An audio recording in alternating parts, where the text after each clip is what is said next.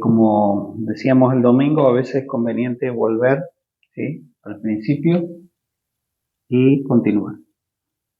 Mientras estemos en el camino, si estamos empezando, bueno, o si ya hemos transitado algo, mejor, pero lo importante es que estemos en el camino. Y el Señor como camino es muy especial porque en los tiempos de resurrección, que son los que vivimos hoy, el camino es instantáneo, ¿sí? Pero en nuestros conceptos naturales, un camino hay que andarlo, transitarlo. O sea, a veces puede ser, como había una canción que decía, a veces el camino es escabroso, el camino es solitario. Uno se hace todas esas ideas en su mente, pero Cristo como camino es un camino instantáneo y es un camino muy bueno, que tendríamos que transitarlo con alegría y no como un esfuerzo. ¿Cómo vamos a cambiar esos conceptos? Solamente con la palabra viva, para poder tener la visión que Dios tiene, ¿sí? Entiendo que nuestra visión está muy mezclada a veces con muchos conceptos naturales, con mucha herencia de la religión, y debemos dejarlos de lado. Recuerden, como dice la Escritura, para que la vana manera de vivir, de pensar, no haga efecto en nosotros, sino que aferrarnos por medio de la fe a lo que Dios ha determinado. Y es mucho más simple hacer esto que lo que nosotros a veces elaboramos. Pero debemos reconocer que también como personas somos influenciados a veces. Por eso es que la advertencia de la Escritura es palabras persuasivas, por ejemplo. La palabra persuasiva es porque tiene una capacidad de influenciar. Si uno escucha, por ejemplo,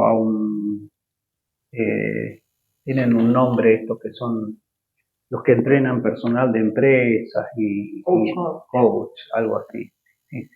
Tienen una palabra muy persuasiva, apelan a ciertas características que ellos ya conocen de las personas.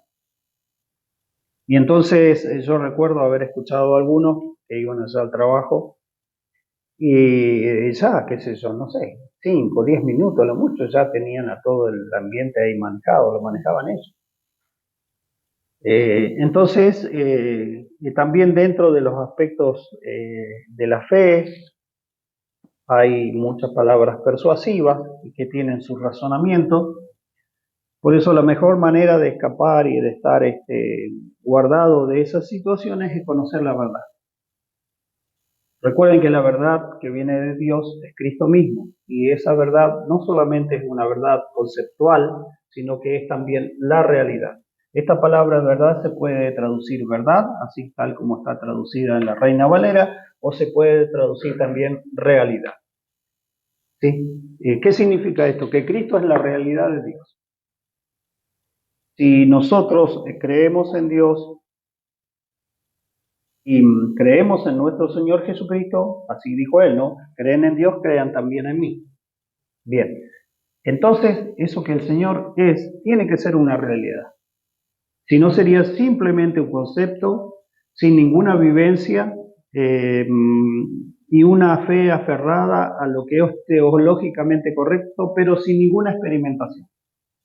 Hay muchas personas que viven así, pero la palabra nos invita a vivir la realidad de Cristo y para vivir esa realidad simplemente tenemos que creer lo que la Escritura dice en cuanto a Jesucristo. El tema es que a veces no creemos inmediatamente lo que leemos, o va a haber un concepto, ya sea elaborado por nosotros o heredado, que va a interferir en esa realidad. Si nosotros miramos 2 Corintios, en el capítulo 10, encontramos desde el versículo 3 que dice: pues aunque andamos en la carne, no militamos según la carne, porque las armas de nuestra milicia no son carnales, sino poderosas en Dios para la destrucción de fortalezas, derribando argumentos y toda altivez que se levanta contra el conocimiento de Dios y llevando cautivo todo pensamiento a la obediencia a Cristo. Bien. A veces hemos clasificado esto en fortalezas, argumentos y altiveces. En realidad, las fortalezas, o lo que está dentro de la fortaleza, podríamos decir, son los argumentos y las altiveces. ¿Qué es lo que hay que derribar? Los argumentos y las altiveces. ¿Por qué? Porque éstas se levantan contra el conocimiento de Dios. En las batallas de la antigüedad, toda fortaleza, cuando venía un ejército invasor, tenía que derribar la fortaleza, ¿cierto? O las ciudades amuralladas, como se le denominaba en ese entonces, pero no era en sí mismo por la ciudad amurallada o por la fortaleza, sino por las personas que estaban adentro de esa fortaleza.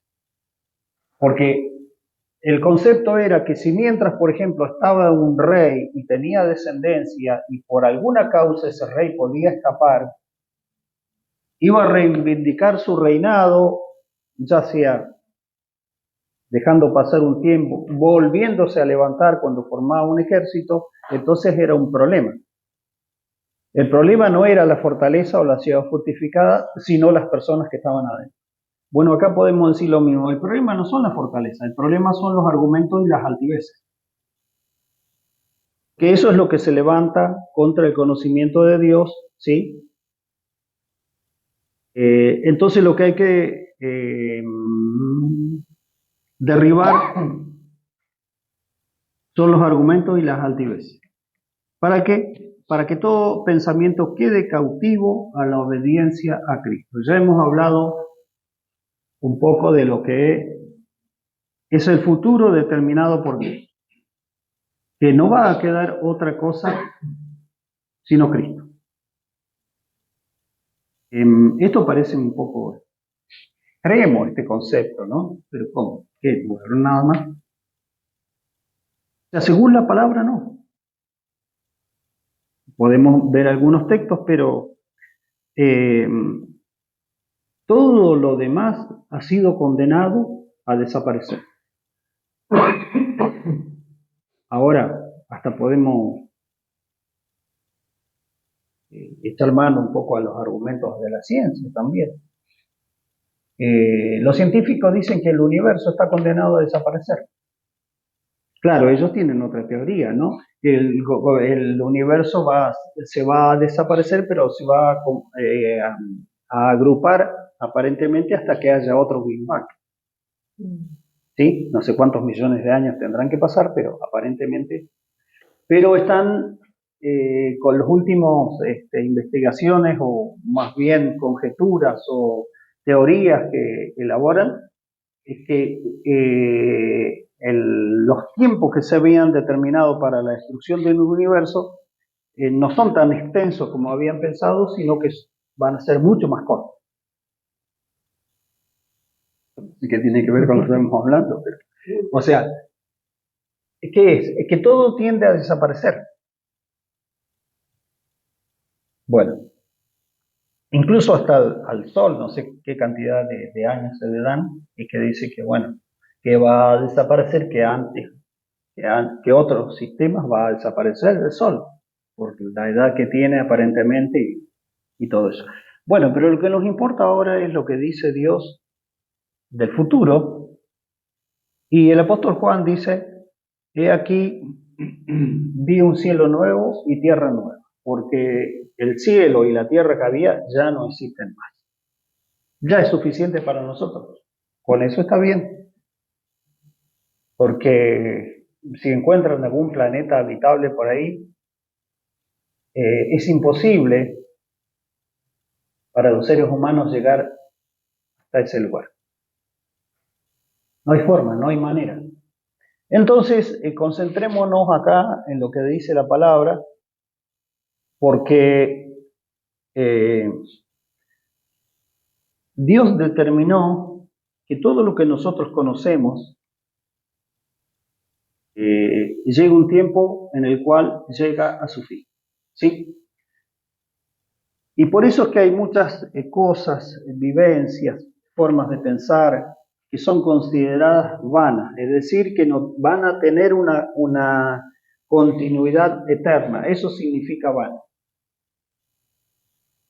Por eso es que la vana manera de pensar es que solamente se piensa en cosas temporales y en cosas que son totalmente pasajeras. No hay un pensamiento, porque solamente este pensamiento puede venir de lo que Dios ha establecido o ha determinado o ha dado como esperanza de que haya eternidad en las personas. Las personas generalmente no tienen eternidad. Hasta incluso el libro de Eclesiastés nos sorprende con sus declaraciones cuando dice, no es lo mismo una persona que un animal que muera. Creo que es muy negativo ese libro, si uno lo mira así racionalmente, no da ninguna esperanza ese libro. Entonces, solamente Dios nos puede dar esperanza. Por eso es que como hijos de Dios, Dios nos ha llamado para que nosotros seamos conformados, transformados a la imagen de su Hijo. Por eso es que en nosotros mismos, como hijos de Dios, tiene que haber una transformación, y esa transformación tiene que empezar en nuestra mente. Por eso Pablo habla de esta manera para derribar, dice, argumentos y altiveces, porque todo aquello que no viene de Cristo es un obstáculo para el crecimiento y para la transformación que las personas llamadas por Dios deben tener a la imagen de Cristo. No ayudan, no sirven, no cumplen el propósito que Dios ha determinado. Entonces, ahí tenemos que apuntar, no en el sentido que nosotros tal vez tengamos una capacidad muy grande de hacer estas cosas, sino que al ser determinado por Dios, Dios estableció la manera y las condiciones para que esto se lleve a cabo. Esto es lo que tenemos que ver claramente para poder estar continuamente en el camino y recibir el suministro que viene de Dios. ¿Sí? Y cuando hablamos de la mente, tenemos que hablar también de un área nuestra en especial, porque como hijos de Dios, nosotros tenemos que ser los primeros en ser llenos de Cristo. A veces la iglesia en general, no estoy hablando así en general, las congregaciones, a veces los mismos pastores, como que se ha querido cristianizar a la sociedad, a distintos sectores, para que haya un cambio. Si alguien imita las cosas cristianas, bueno, que las imite, pero eso no es el nuevo nacimiento ni la transformación que Dios determinó. Lo que Dios desea es que nosotros seamos transformados y vivamos, como dice el libro de Efesios, y seamos luz. Porque solamente eso es lo que va a poder, digamos así, dar la palabra de Cristo para que también otros se acerquen a Dios y también reciban de parte de Dios la transformación que necesitan. El mundo no se puede cristianizar. Siempre ha sido un fracaso y cuando se ha querido hacer una asociación, digamos así, entre aspectos del mundo con la iglesia, ha sido un fracaso total. La que ha claudicado siempre en ese sentido ha sido la iglesia, no el mundo. El mundo sigue siendo como es. La que cambia es la iglesia. O digamos así, o es influenciada por ciertos conceptos. Yo no digo, por ejemplo, que si alguna iglesia tiene la capacidad de hacerlo, como han hecho algunas iglesias nacionales y otras de otros países, de llevar ayuda social y hacer un montón de cosas porque tienen la capacidad para hacerlo, pero no debe haber una asociación en el sentido de tener un compañerismo y una comunión, porque lo que la iglesia tiene que hacer, lo tiene que hacer con los recursos que vienen de Dios. Muy callado, obvio, yo estoy hablando demasiado. Pero ¿a qué apunto con esto? A que establezcamos firme que nuestros recursos, el suministro que nosotros necesitamos como hijos de Dios, como personas, incluso como humanos, viene de Dios, no viene de otro lado. Y a esto le tenemos que incluir todo tipo de recursos, todo tipo de necesidad que nosotros podemos tener, tenemos que buscar que Dios nos supla. Pero yo tengo, y sí, tenemos que trabajar porque Dios determinó que trabajemos. Porque en el trabajar, por ejemplo, está la bendición de Dios. Todos nuestros recursos vienen porque el Señor dijo que Él es nuestro proveedor. Pero no quiero apartarme del tema principal, que sería una, la mente, y otra, que está muy asociado a la mente, aunque parezca que no, el cuerpo. ¿Sí? Vamos a hablar hoy un poquito del cuerpo, para que tengamos en cuenta estos detalles. Ya dijimos el viernes pasado, ¿dónde está el poder que ha quedado de la vieja naturaleza en nosotros? En el cuerpo. ¿Sí?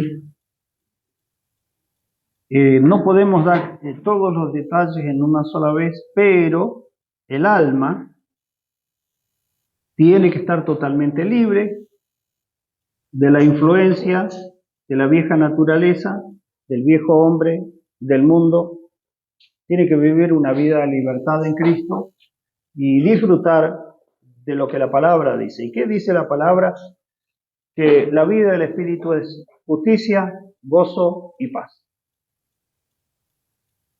Y eso se disfruta primero con el alma, y eso afecta, digamos, también nuestro cuerpo. Tenemos que disfrutar entonces de parte de Dios la justicia, gozo y la paz. Pero el cuerpo necesita también de parte de Dios la vivificación, y queremos mencionar y ver nuevamente estos textos, y también ir hablando de la mente, porque la tentación de Satanás vino a través de la mente y a través del cuerpo. ¿Sí? Cuando el Señor fue tentado, también Él fue tentado en su mente y en su cuerpo. ¿Qué le dijo el Satanás? Si eres hijo de Dios, di que estas piedras se conviertan en pan.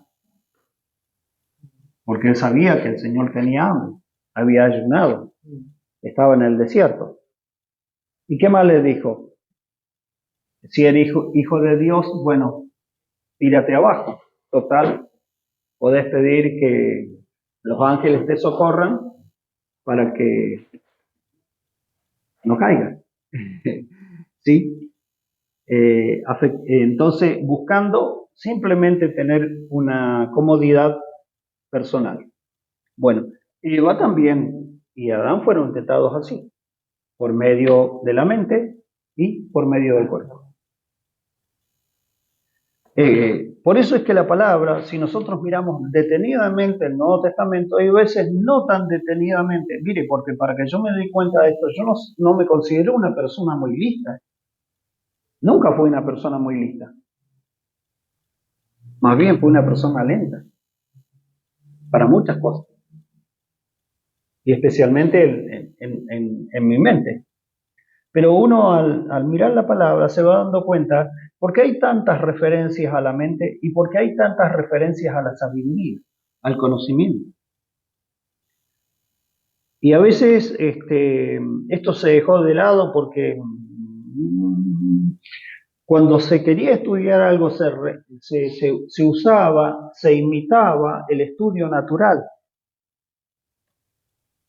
y se querían usar los mismos métodos que el estudio natural.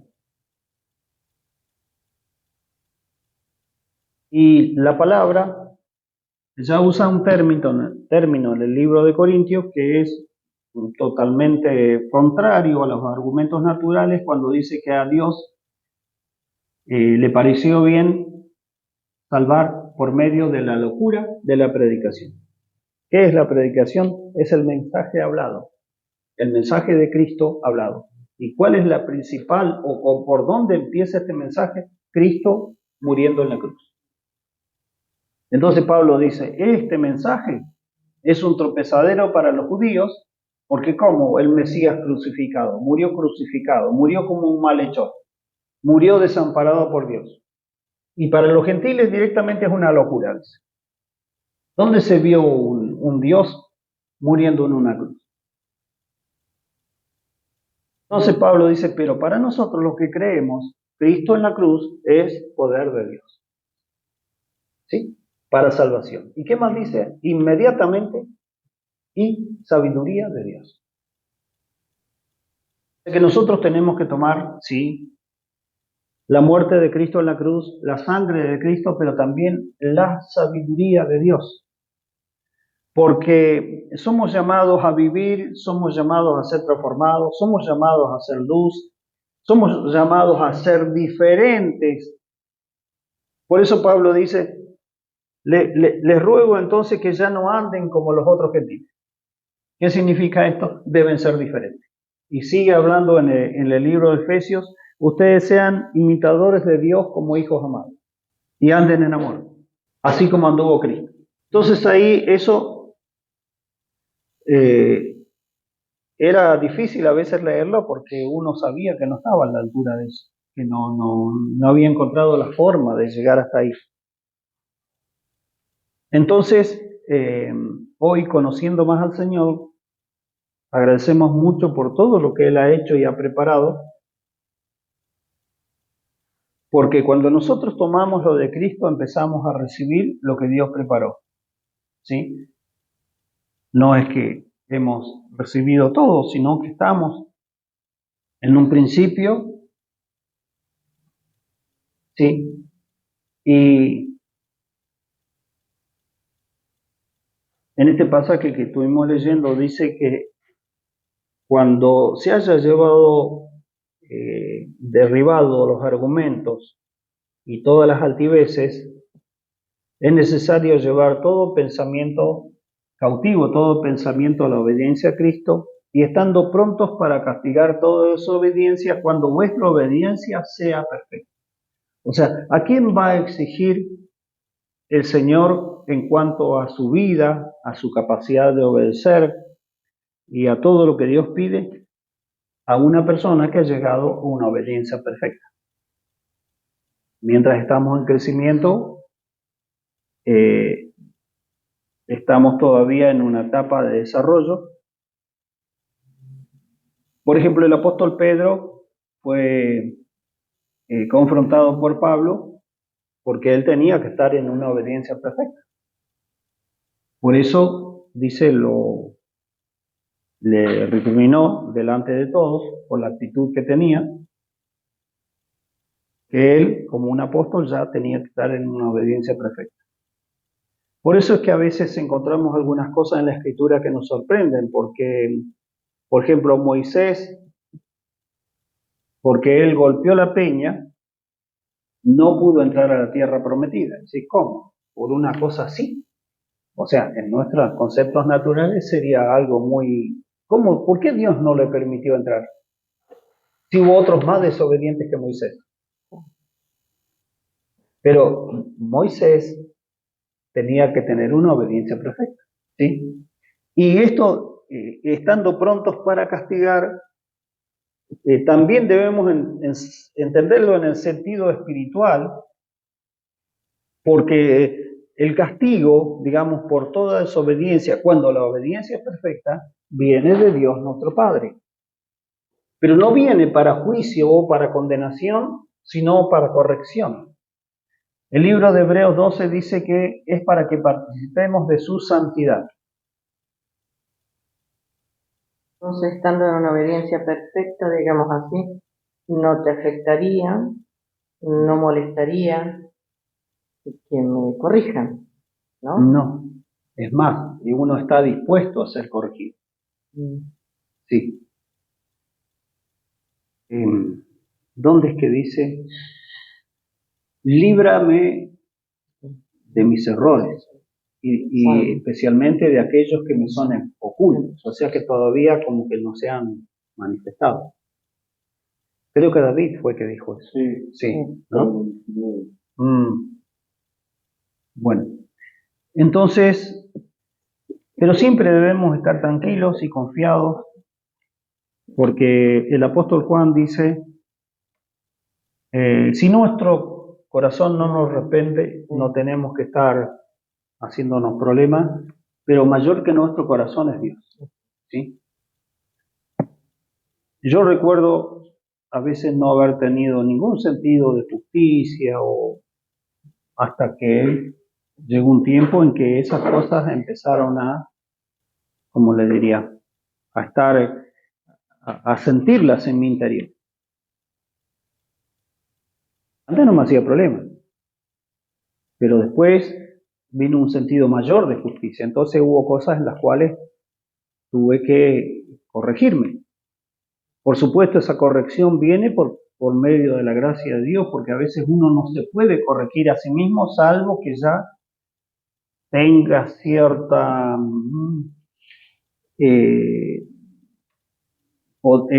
crecimiento interior, entonces uno corrige su senda. Pero esa corrección incluso no es porque uno tenga cierta capacidad o haya crecido más que otro, o tenga mayor tiempo de iglesia o de militancia o de ministerio. No. Es porque la gracia de Dios ya ha encontrado cauces en nuestro interior para que uno pueda corregirse, ¿sí? Y cambiar mayormente el pensamiento, ¿sí? Entonces, ¿dónde está? Acá está. Dice Hebreos 12, 6, dice, porque el Señor al que ama, disciplina, y azota a todo al que recibe por hijo. Y si soportáis la disciplina, Dios os trata como a hijos, porque ¿qué hijo es aquel a quien el Padre no disciplina? Pero si se os deja sin disciplina, de la cual todos han sido participantes, entonces sois bastardos y no hijos. Por otra parte, tuvimos a nuestros padres terrenales que nos disciplinaban y los venerábamos. ¿Por qué no obedecemos mucho mejor al Padre de los Espíritus y viviremos? Aquellos ciertamente por unos pocos días nos disciplinaban como a ellos les parecía, pero para lo que nos es provechoso, para que participemos de su santidad. ¿Sí? Esto es participar de la naturaleza de Dios, tal como dice el apóstol Pedro, de esta disciplina. Si no, no podríamos participar. Entonces, por ahí a veces la disciplina no nos gusta mucho, pero cuando uno va conociendo a Dios, hasta desea ser disciplinado por Dios. Porque al participar de la santidad de Dios, se produce algo. Y dice el verso 11, es verdad que ninguna disciplina al presente parece ser causa de gozo. Y no, a veces uno anda muy alegre, que digamos, sino de tristeza. Pero después da fruto apacible de justicia a los que en ella han sido ejercitados. Veo que primero se dice que participamos de la santidad de Dios, pero el fruto de esta participación, ¿qué es? ¿Cómo se llama? Justicia. O sea que el participar de la santidad de Dios produce un fruto, y ese fruto es justicia. Es ser constituidos justos. No solamente en la declaración, Dios determinó que somos justos, pero uno sabe que muchas veces no es tan justo, ni tan santo. Entonces, participando de la santidad de Dios, en nuestra vida se va a producir un fruto. Ese fruto es la justicia. ¿Es importante esto? Sí, claro que es importante. Porque nos dice que en algún lugar, dice que la comunión del Señor es con los humildes de corazón, dice. Pero también dice que su comunión es con los justos.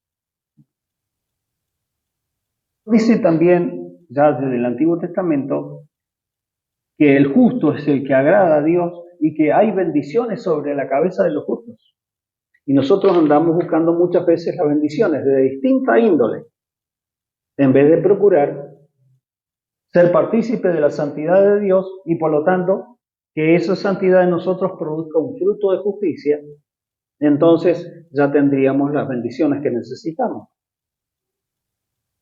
O sea, estoy razonando conforme a lo que dice la palabra. Y así se va transformando el entendimiento con, con la verdad que viene de parte de Dios, con lo que Dios ha determinado. Entonces, ¿y por qué mejor no participo de la santidad de Dios? Le pido a Dios que me haga participar de su santidad para que sea declarado justo, porque el justo no necesita andar pidiendo. Porque ya el Señor ya tiene la provisión para el justo. Sí, ya sé que yo también capaz, si me lo hubiesen dicho esto hace unos años atrás, me hubiese reído. Sí, qué fácil, qué lindo que es. Pero recuerdo que este tiempo ya no es porque yo haga esto o haga aquello, sino porque yo le estoy creyendo a Dios. Y estoy agradeciendo a Dios por lo que Él preparó para que yo alcance la santidad y por lo tanto su justicia. A ver, vayamos al libro de 1 Corintios ahora. Hay un salmo que dice, la santidad conviene a tu casa. Sí. Yo no lo entendía eso. Y sí, entonces ahora sí se me aclara esa parte. Conviene. Claro, sí, conviene. Pero uno a veces no lo ve de esa posición. ¿Por qué? Porque nuestro entendimiento no se ha conformado a lo que Dios ha determinado, o sea, a lo que Él, o lo que está en la palabra. O sea, estamos hablando de la palabra de Cristo, no estamos hablando de la palabra de la ley, no estamos hablando de la palabra del profeta. ¿Por qué? Porque nosotros estamos viviendo el cumplimiento de las palabras proféticas. Entonces no estamos esperando, ya tenemos la realidad que es Cristo, entonces debemos plantarnos en este tiempo y ver lo que Dios ha determinado. A ver, acá tenemos 1 Corintios capítulo 1, versículo 30. Por favor, que alguien lo lea, así yo. Mas por él estáis vosotros en Cristo Jesús, el cual nos ha sido hecho por Dios sabiduría, justificación, santificación y redención. Del conocimiento de lo que Dios ha prometido a la realidad de la vivencia puede haber un trecho, un tiempo, ¿sí? Ese tiempo generalmente es el tiempo que debemos esperar nosotros hasta que Dios nos prepare para recibir aquello que Él prometió. O sea, que nosotros estemos en condiciones de recibir. A veces pasa un tiempo. La promesa es real, pero hasta que yo esté firme en la fe y preparado para recibir esto, a veces va a pasar un tiempo. Ese tiempo puede ser un año, puede ser 2, puede ser 5, puede ser 10, o puede ser hasta 40 años conforme Dios trató con algunas personas. Con Moisés demoró 40 y con Abraham 40 más, me parece. No estoy seguro ahí de la fecha, pero pasó bastante. bastante tiempo. También 40. Sí, bien. Nosotros, gracias a Dios, no tenemos que esperar tanto. ¿Sí? Pero es necesario eso porque, a ver, uno a veces conoce una escritura, pero todavía no la puede vivir. ¿Y qué hay que hacer en estos casos? Continuar pidiendo y creyendo. Que si yo aún no tengo las condiciones necesarias, porque me conozco a mí mismo, sé lo que piensa mi mente, cómo me comporto, cuál es mi posición actual, pero si yo continúo creyendo y diciéndole, por ejemplo, yo podría decirle al Señor de esta manera: gracias porque me has puesto en Cristo. ¿Sí? Eso es lo que dice la Escritura. Por Él, vosotros, más por Él estáis en Cristo Jesús. ¿Dónde nos puso Dios? Nos puso en Cristo. Bueno, ahora, si yo me miro a mí mismo, estoy hablando así, tal vez de un tiempo pasado, ¿yo me veía en Cristo? No, no me veía en Cristo. Por mi condición interior, por mi forma de ser, por lo que a veces pensaba en mi mente, yo no me veía en Cristo. ¿Sí? Pero la Escritura dice que Dios me puso en Cristo. Tengo que continuar esperando en que Dios cumpla esa palabra en mí, porque es lo que Él prometió. Yo no lo puedo hacer. Yo no me podía poner en Cristo, ni puedo ponerme en Cristo, pero Dios me puso en Cristo. Ahora, estando en Cristo, Cristo mismo ha sido hecho para mí, hecho por Dios, sabiduría.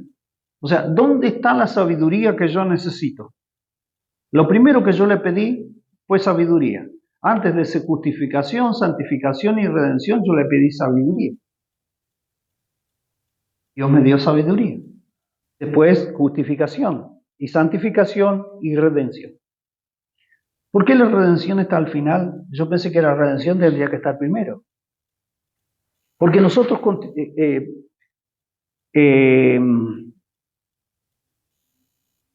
si bien ya fuimos redimidos en el sentido eterno, nosotros todavía necesitamos redención temporal. La redención eterna ya está. Estando en Cristo ya tenemos redención eterna. Somos libres de nuestro pasado, de nuestros pecados, y somos libres de los juicios. Pero nosotros todavía necesitamos la redención temporal. ¿Por qué? Porque estamos en un cuerpo sujeto a debilidades, a tentaciones. Para vivir la redención, primero necesitamos sabiduría, estar constantemente en justificación, participar de la santidad de Dios, entonces vamos a vivir una redención plena. La Escritura dice en el libro de Efesios que el Espíritu Santo nos fue dado para la redención de la herencia. La herencia de Dios somos nosotros y Dios nos tiene que redimir. ¿Quién nos tiene que redimir? El Señor. El libro de Tesalonicenses dice que Dios nos santificará completamente, espíritu, alma y cuerpo. Esta labor va a ser hecha hasta el día de Jesucristo, dice la Escritura, que Él perfeccionará su obra hasta el día de Jesucristo. Bueno, ¿por qué? Porque constantemente al estar en un cuerpo con de una naturaleza caída, que es nuestro cuerpo, ¿sí? Estamos en un constante peligro y riesgo, ¿sí? Entonces necesitamos constantemente la redención que viene del Señor. ¿Por qué? Por lo que dice Romanos capítulo 6. Romanos 6 habla del espíritu, pero también habla del cuerpo y habla de la mente. Constantemente nuestro cuerpo tiene que ser redimido. Por eso está al final la redención. Pero participando de la sabiduría, de la justificación y santificación de Dios, podemos vivir completamente redimidos. ¿Sí? ¿Cómo es esto? A ver. Porque estamos en el mundo todavía. ¿Sí? Estamos sobre la tierra. Estamos en un ambiente que no es el ambiente óptimo para ser ni justos ni santos y para tener la sabiduría de Dios. Por lo tanto, nuestro cuerpo necesita ser redimido continuamente. Entonces el apóstol Pablo dice en una ocasión, ¿quién me librará de este cuerpo de muerte? Y en otra, Él nos librará del cuerpo de la humillación nuestra, para transformarlo en un cuerpo semejante al de su gloria. ¿Qué Dios nos dejó con un cuerpo así? Es un poco difícil, o sea, que uno no está en Cristo, porque si no tendrías que estar alerta, tendrías vivir alerta siempre, porque necesitas ser redimido de esto, de lo otro. Claro. O sea, tendrías que tener las antenas bien así para una manera de ser, ¿no? No Sí, sé. sí, para librarse Claro, de esto, porque, del otro, claro, no caer en aquello. y no caer en la otra, no tocar esto, o qué sé yo. Así, ¿viste? Pensándolo humanamente es complicado. Imagínense Sí, lo sí. que debe ser la gente que trata de vivir bajo los mandamientos.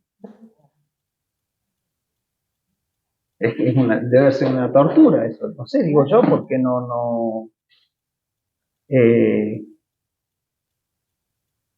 que uno queda muchas veces en incertidumbre.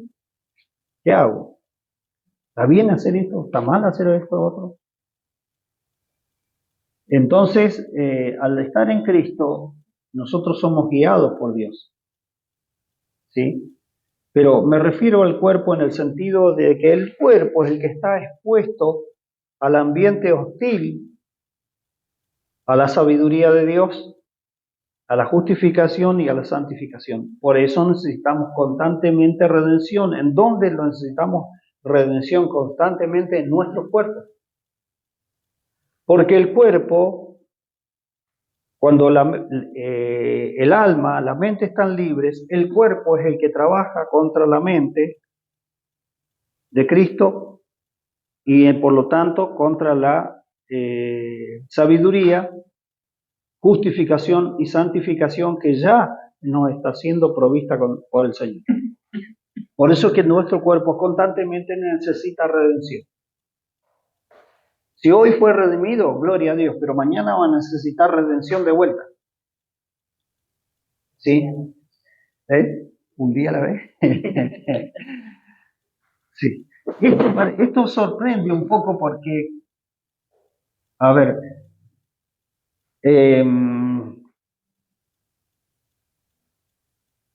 porque si yo ya estoy salvo, ¿no?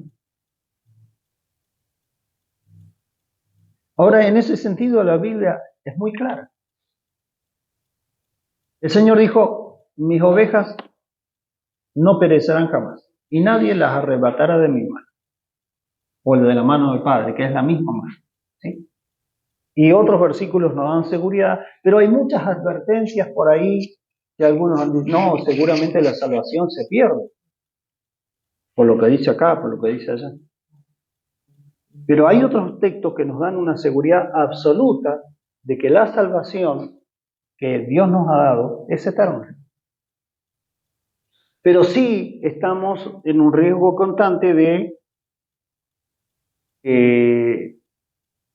ser atraídos por ciertas cosas, y ahí es donde nuestro cuerpo necesita redención. ¿Quién va a trabajar en los aspectos de la redención de nuestro cuerpo, continua y constante, que necesitamos hasta la venida del Señor o hasta que Él nos llame? Porque una vez que nos despidamos de este cuerpo, ya está, este cuerpo ya fue. ¿Sí? Esperamos un cuerpo nuevo.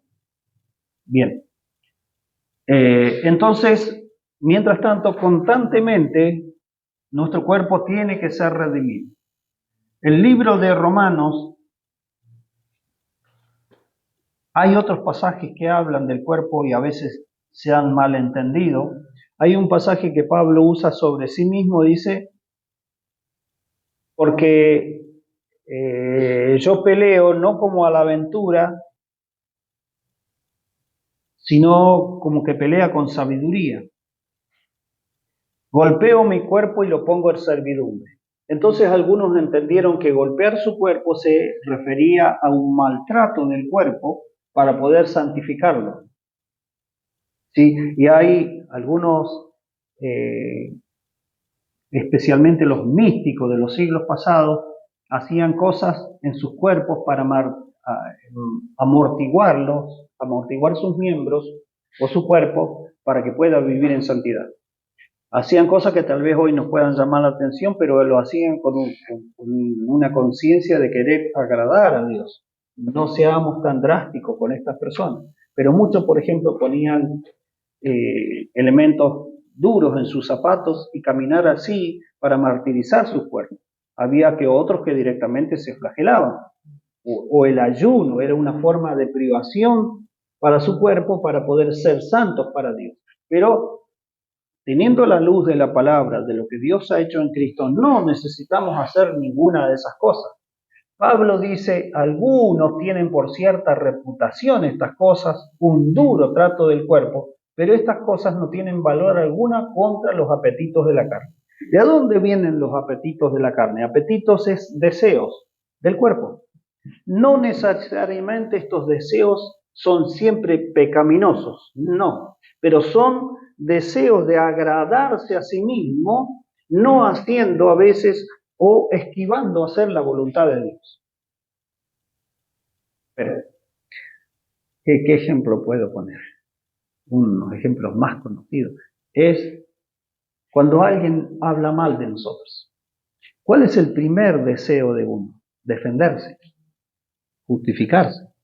Entonces, o algunas de circunstancias que requiere, por causa de la obediencia a Dios, pasar situaciones que no nos agradan ni que nos complican. Bueno, ahí está donde nuestro cuerpo necesita un trato de Dios para que todo nuestro ser se disponga a vivir la voluntad de Dios. Una de las cosas más difíciles es pedirle perdón a alguien o decirle, mirá, discúlpame, perdóname, me equivoqué. Hay que poner la cara ahí. Entonces eso a veces nos cuesta muchísimo. Nos cuesta mucho humillarnos, nos cuesta mucho soportar ciertas cosas. Porque somos así, no es que alguno sea así y otros no. No, no. Salvo que ya haya pasado por esa disciplina de Dios, entonces ahora dice, gracias Padre porque puedo participar de tu santidad. Pero como que cuesta eso.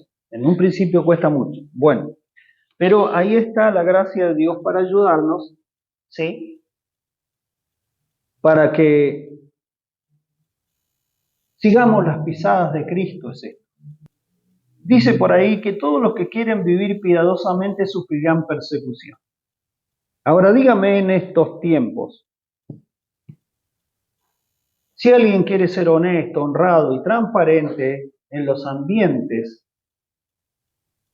en los cuales se vive hoy, ¿qué puede pasar con esa persona? ¿Va a estar tranquilo en su lugar? No va a estar tranquilo. Alguien se va a encargar de complicarle la vida. Porque o te juntás con el montón o no encajas en el... Claro. Bueno, es un gran problema esto, pero yo entiendo que si hay un hijo de Dios en ese ambiente, Dios le dará gracia. Lo sostendrá, lo va a socorrer, le proveerá lo necesario si es que Dios lo puso ahí. Si no, yo diría, bueno, hermano, búsquese otro trabajo entonces. ¿Sí? Pero es complicado el tema, pero también hay un trato de Dios para nuestro cuerpo. Ahora sí vamos a ir a Romanos, primero el capítulo 6, y esto lo estamos repasando porque a veces nos hemos olvidado de estos detalles Versículo 11. Ahí empezaremos. La conclusión de lo que se venía diciendo, es decir, del 1 al 10, es: así también vosotros consideraos muertos al pecado, pero vivos para Dios en Cristo Jesús. O sea, hay que considerarse muertos, está bien. Si Cristo murió, yo también morí. Pero no nos quedemos ahí.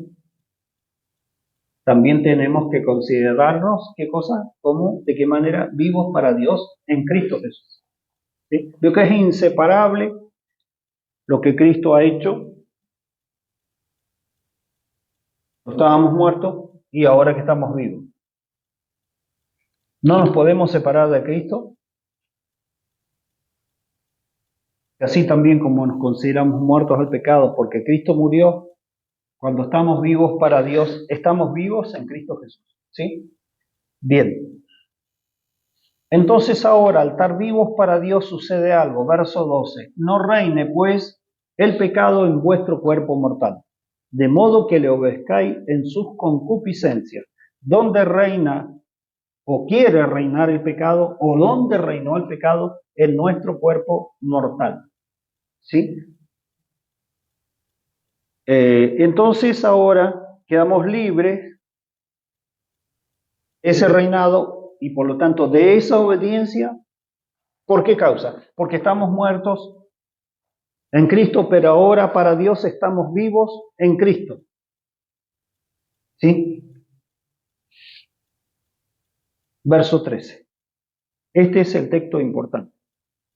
Ni tampoco presentéis vuestros miembros al pecado como instrumentos de iniquidad, sino presentaos vosotros mismos a Dios como vivos de entre los muertos, y a vuestros miembros a Dios como instrumentos de justicia. ¿Sí? Entonces ahí estaría la solución para todo esto. Exactamente. O al menos el principio de la solución que viene de parte de Dios. Recuerden que esto viene de parte de Dios, esta solución. ¿Cuál es el principio de la solución? Entonces, que se estableció en Cristo esta salvación. Toda la salvación está en Cristo. Cristo muriendo, Cristo sepultado y Cristo resucitando. La parte de la muerte de Cristo tiene un aspecto de la salvación, pero también la resurrección tiene un segundo, o la continuidad de la salvación, ¿sí? Que es nuestra transformación. Y ahora, antes estábamos como instrumentos de iniquidad y ahora como instrumentos de justicia, ¿sí? Bien. Entonces, cuando yo leí esta palabra, se me vino inmediatamente un pensamiento a mi mente sobre la misma escritura. ¿Qué hizo el Señor cuando resucitó? ¿Delante de quién se presentó? Del Padre. Incluso a María le dijo: no me toques porque todavía no he subido a mi Padre. O sea que el Señor subió al Padre y después volvió y estuvo con sus discípulos. Ahora, nosotros, cuando nacimos de nuevo, cuando Dios nos resucitó juntamente con Cristo, ¿qué hicimos? Esto yo lo pensé primero cuando me presenté delante de Dios. No, nunca me presenté delante de Dios como vivo dentro de los muertos. Esto fue una gran revelación para mí porque era algo que yo me bauticé, quise hacer cosas, me junté con los jóvenes, hice un montón de cosas ahí, pero nunca me presenté delante de Dios como vivo de entre los muertos. ¿Sí? Y esto es lo que las Escrituras nos dicen. Este es el camino de Cristo. Esto es lo que nosotros tenemos que hacer en el camino de la vida. Presentarnos delante de Dios, ¿sí? Como vivos de entre los muertos. O sea, esto significa: Padre, acá estoy. Presentarse es decir: bueno, acá estoy. No es decir: bueno, ahora sí, ahora te voy a servir, ahora voy a hacer esto, voy a hacer lo otro. No, es presentarse. Así como lo anterior, que no presentemos nuestros miembros al pecado como instrumentos de iniquidad, es presentarse y no hacer nada.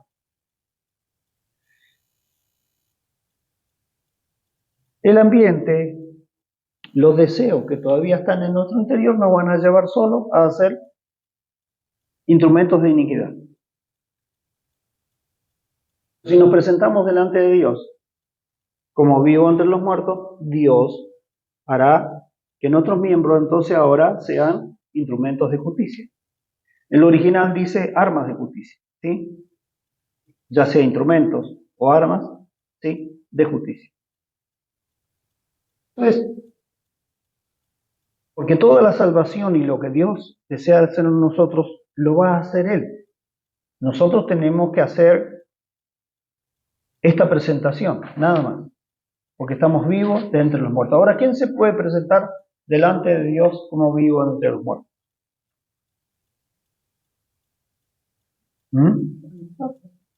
El que está creyendo. Se va a presentar delante de Dios como vivo entre los muertos, si no, no se puede presentar. Bueno, entonces una referencia directa al cuerpo. ¿Por qué Dios dice, bueno, ahora presentame tu corazón, entregame tus pensamientos, a ver, qué sé yo te voy a limpiar, te voy a vaciar de todo lo malo que tenés ahí adentro? No dice así, dice que nos presentemos como vivos y que presentemos nuestros miembros. Él quedó la pregunta, esa lo quedó pendiente. ¿Cómo era? Un órgano que Sí. Porque a veces consideramos los órganos, e incluso hasta en algunas canciones se hace referencia a nuestros órganos, a las manos, a los pies, ¿sí? He escuchado referencia tal vez a los ojos, a los labios, pero no hemos olvidado del órgano más importante de nuestro cuerpo, ¿sí? Que es nuestro cerebro. Y los órganos relacionados con el cerebro. Si le tenemos que presentar nuestros miembros, tenemos que presentarles todos nuestros miembros. Los miembros exteriores, que son los visibles, y los miembros interiores, también se los tenemos que presentar. ¿Sí? Todos nuestros miembros deben ser presentados delante de Dios para que Dios los pueda hacer instrumentos de justicia. ¿Esto qué significa? Bueno, que Dios los tratará. Porque si no, el cuerpo no podría ser redimido. Ahora, muchas veces vamos a encontrar que hay áreas nuestras que no están redimidas. No sé si a ustedes les ha pasado, a mí me ha pasado muchas veces encontrar áreas no redimidas en mi cuerpo.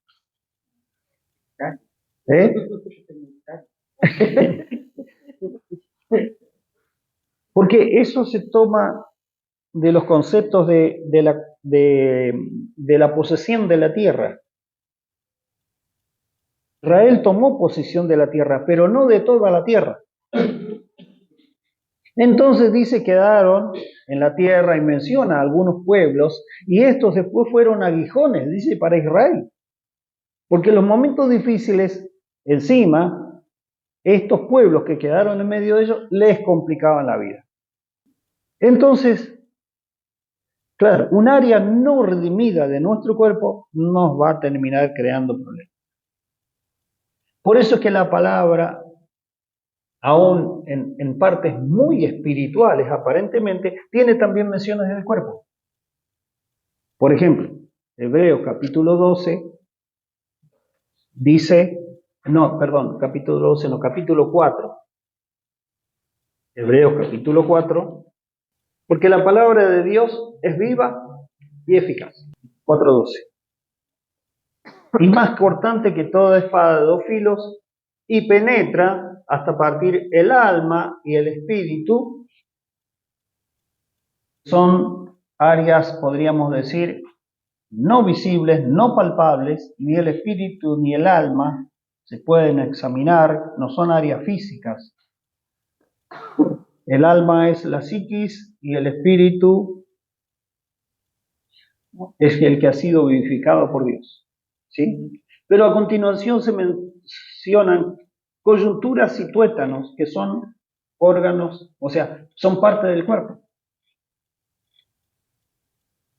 Y discierne los pensamientos y las intenciones del corazón, que es la parte más importante del alma, donde están los argumentos, ¿y qué más habíamos leído al principio? Y las altiveces. ¿Sí? los pensamientos y las intenciones del corazón. Generalmente las intenciones del corazón, ahí adentro donde están escondidas las altiveces. ¿Sí? Ahora, coyunturas y tuétanos están expresados, recuerde, no en cuanto a al conocimiento del cuerpo humano, sino a algo más profundo, que es coyunturas es lo que le da la movilidad a nuestros órganos.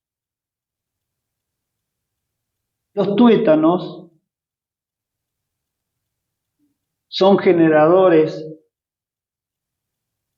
de muchos componentes que el cuerpo tiene, o sea, que otros órganos tienen. Hasta creo que la sangre, los tuétanos están relacionados con la sangre, ¿sí?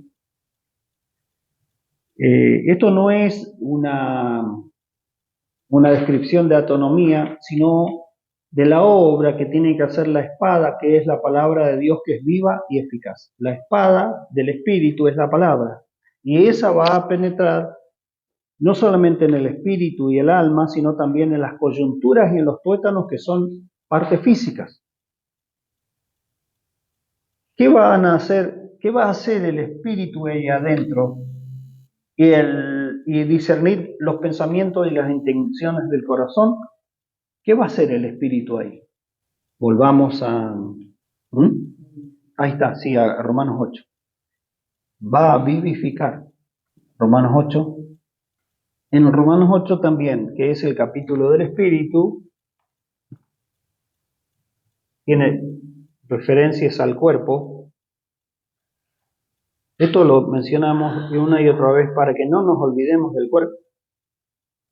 Porque muchas veces el alma está bien. Tenemos paz, estamos contentos. Hasta podemos andar cantando un corito y todo. Y meditando en algún versículo de la palabra. Y hasta capaz nos gustó el mensaje del pastor el día domingo. Pero de pronto pasa algo, ¿no? Se nos fue el versículo, la canción. Sí, pero se pasó media hora del horario de terminación, así. Claro. ¿Por qué? Porque en las áreas no redimidas del cuerpo hay un contraataque de las tinieblas para afectar la mente, ¿sí? Y nuestra disposición. A veces nosotros pensamos que viene de ahí nomás. No, el cuerpo tiene una gran influencia en la mente, ¿sí? Y la mente, por supuesto, en el cuerpo, pero no estamos hablando del poder mental acá. No. Estamos hablando en este caso de que la carne, la naturaleza de las tinieblas y satánicas que quedó en nosotros, está en nuestro cuerpo. Por eso es que nuestro cuerpo tiene que ser redimido, porque si no, Dios no nos pediría que, como estamos vivos para Él, nos presentemos delante de Él y le presentemos nuestros miembros. ¿Qué sentido tendría? ¿Cuál es el sentido en que le presentemos nuestros miembros? Y que después acá en el libro de Hebreos la palabra nos dice que la espada, que es la palabra que penetra hasta lo más profundo, va a llegar también no solamente a partir el alma y el espíritu, que se dice que el espíritu es la parte más profunda del ser humano. ¿Por qué habla de partes físicas? ¿O es una figura nada más? Yo entiendo que no es una figura. Sí, pensamos que el tema de los tuétanos era figurado. Claro, sí, que se pensaba que era figurado. Pero esa acción del espíritu sobre el cuerpo está escrito también en otros lugares. Versículo Romanos 13, Romanos 8, en los primeros versículos habla de la ley del espíritu de vida en Cristo Jesús, porque la ley del pecado y de la muerte, ¿sí? Bueno, eso todo sucedió en las áreas espirituales. ¿Y esto para qué? Para que la justicia de la ley se cumpliese en nosotros, que no andamos conforme a la carne, sino conforme al espíritu. Esto significa vivimos conforme al espíritu, ¿sí? Bien. refiero al hueso porque el hueso es duro y adentro del hueso está el tuétano, Sí, la vida del hueso, digamos, si no sería un hueso inútil. Entonces ahí va la palabra para edificar esa vida ahí adentro también. sí, sí, porque, o sea, a ver,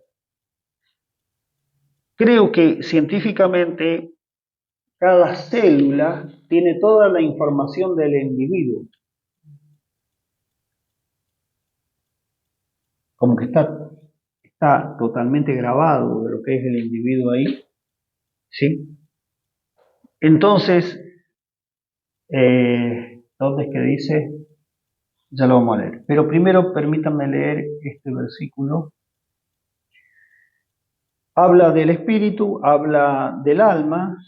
El ocuparse de la carne es muerte, pero el ocuparse del espíritu es vida y paz. Porque los designios de la carne son enemistad contra Dios, verso 7, porque no se sujetan a la ley de Dios ni tampoco pueden.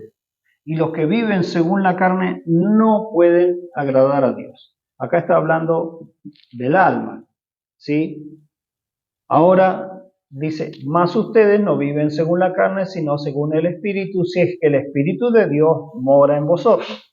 Y si alguno no tiene el Espíritu de Dios, de Cristo, no es de él. Pero si vosotros estáis pero si Cristo está en vosotros, el cuerpo en verdad está muerto a causa del pecado, más el Espíritu vive a causa de la justicia. Bien. ¿Qué dice la Escritura? Lo espiritualizamos, le damos otra interpretación, pero dice que si Cristo está en nosotros, ¿está Cristo en nosotros? ¿Sí? ¿Están seguros? Sí, bien, qué bueno. Bueno, entonces, ¿qué dice la Escritura? Que el cuerpo está muerto. ¿Qué cuerpo? Este cuerpo, el cuerpo físico. A eso se refiere. El soma, ese es el cuerpo. ¿Sí? Soma es la palabra griega. El soma está muerto por causa del pecado. ¿Por qué? Porque en el cuerpo está todavía el asiento de la carne. Por eso el cuerpo está muerto. No dice que el alma esté muerta, pero el cuerpo está muerto, ¿sí? Ahora, ¿qué dice el versículo 11? Y si el espíritu de aquel que levantó de los muertos a Jesús mora en vosotros, el que levantó de los muertos a Cristo Jesús vivificará también vuestros cuerpos mortales, sus somas mortales, por su espíritu que mora en vosotros. ¿Qué es eso? La vivificación del cuerpo por el espíritu de resurrección que está en nuestro interior, que es el espíritu que levantó a Cristo de entre los muertos. Si no, el cuerpo no puede servir para Dios. No cree que pueda servir, no puede servir. Puede hacer algo que le agrade, puede hacer cualquier otra cosa, pero no puede servir a Dios. Así, directamente tenemos que decirlo. Yo trabajaba todo el día antes, a veces he trabajado hasta 12 horas por día, a veces un poquito más, en los días de fiestas y eso especiales. Y sí, llegaba muy cansado, ¿no? Tengo ganas de ir. Pero a eso de las 10 de la noche me llamaban, che, tenemos un partidito ahí en el JM, ¿querés venir? Ahí nomás yo lo miraba a Ana, porque tenía que autorizarme. Tengo que autorizar, firmar la autorización. Y ahí me avivaba, ahí me despertaba, ahí me pasaba el cansancio, todo. El cuerpo se dispone para muchas cosas, pero no para Dios. Por eso es la presentación como vivos delante de Dios y a los miembros para que Dios los transforme en instrumentos de justicia o armas de justicia. El objetivo sería que si empieza como instrumento, llegue a ser un arma de justicia. Porque solamente un arma de justicia puede repeler las armas de injusticia. Si no, es muy difícil combatir la injusticia. Y nosotros le pedimos justicia a los gobiernos, a los jueces, a las policías, o sea, a todo el mundo. Nosotros tenemos, no dice la Escritura que nosotros, por causa de que Cristo fue hecho pecado por nosotros, nosotros ahora tenemos que ser hechos justicia de Dios en Cristo. La diferencia. Entonces, Acá el cuerpo, este cuerpo nuestro, él necesita la vivificación del espíritu de resurrección para que el espíritu pueda moverse, no solamente en el alma, en la mente, sino también en el cuerpo, para que el cuerpo se asocie, acompañe, se subordine a la vida del espíritu en nosotros. Si no, no puede. ¿Sí? Entonces, a ver, pasemos al versículo, porque todavía falta algo más para el cuerpo. Bueno, versículo 13, y con este ya concluimos para no dejarlos así, con tanta incertidumbre. ¿Sí? Volvemos a En Romanos 8. Romanos. ¿Cómo se tradujo este versículo en la Reina Valera? Porque si vivís conforme a la carne, moriréis. Recuerden que acá se está hablando del cuerpo, ya vamos a ver por qué. Mas si por el Espíritu hacéis morir las obras de la carne, viviréis. Bueno, el original no dice así. Yo entiendo por qué no dice así, porque la Reina Valera originalmente se tradujo de una versión católica. Y si a los católicos les decía, ustedes tienen que hacer morir los miembros del cuerpo, no sé, se hacían cosas medias raras. Y si no se lo hacían ellos, se lo hacían a otros.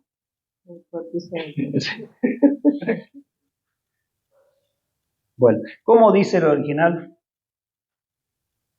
Acá tengo una versión bastante antigua, pero es así. Pues, si según carne viviereis, habéis de morir.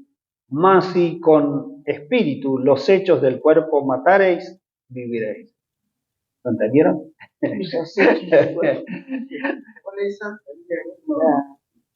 La Septuaginta en español. Bueno, vamos a buscar otra que sea más.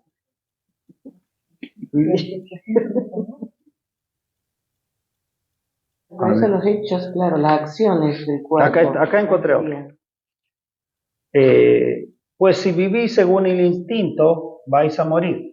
Pero si con el espíritu mortificáis las acciones del cuerpo, viviréis. O sea, hacéis morir las acciones del cuerpo, viviréis.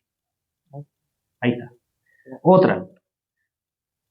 Porque si vosotros vivís conforme a ella, o sea, a la carne se refiere, moriréis. Pero si por medio del espíritu dais muerte a los malos hábitos del cuerpo, viviréis. Ese está mucho más claro. ¿Sí? Y hay otro más, que es las Biblias textuales. Porque si vivís conforme a la carne, habréis de morir. Pero si por el espíritu hacéis morir las obras del cuerpo, viviréis. Eso es lo que dice el original. El original no dice sar, que es carne, que es la naturaleza carnal que está en el cuerpo, sino que dice soma. ¿Qué hace el espíritu en nosotros? Hace morir los hábitos del cuerpo, dice otra traducción, o las obras del cuerpo, que no son agradables a Dios o entorpecen el crecimiento de la vida espiritual en nosotros, por lo tanto, la transformación a la imagen de Cristo. Eso es lo que quiere decir la Escritura. No es ninguna cosa extraña, sino es algo que el Espíritu hace en nosotros. ¿Con qué hace el Espíritu morir las obras de nuestro cuerpo? ¿Qué aplica el Espíritu para que la obra esa del cuerpo muera? La cruz, la muerte de Cristo. Nosotros no la podemos aplicar, pero sí podemos pedir conforme a esa palabra. ¿Sí? Entonces ahí es donde uno va conociendo al Señor, y Él dijo esto: la carne está enferma, hablando de la asociación del cuerpo con la naturaleza satánica, pecaminosa, carnal. ¿Sí? Pero el espíritu siempre está dispuesto. Ahora, ¿por qué si el espíritu siempre está dispuesto, no puede? Una, porque la mente a veces está llena de argumentos y de altiveces. Y hay otro enemigo más o que no está aliado al espíritu, que es el cuerpo, porque no ha tenido la vivificación por el espíritu de resurrección. Entonces uno puede pedir que el Señor, que es nuestro Salvador, haga morir por el Espíritu los hábitos de nuestro cuerpo que son perjudiciales, a veces no solamente en la obra de Dios, sino para nosotros mismos, o para servir al Señor, o amar a nuestros prójimos, sino también debemos pedir que vivifique estos cuerpos mortales para que nosotros podamos servir al Señor con alegría, por medio del Espíritu, y disfrutar de paz, de justicia, paz y gozo. ¿Sí? Bien, concluimos ya.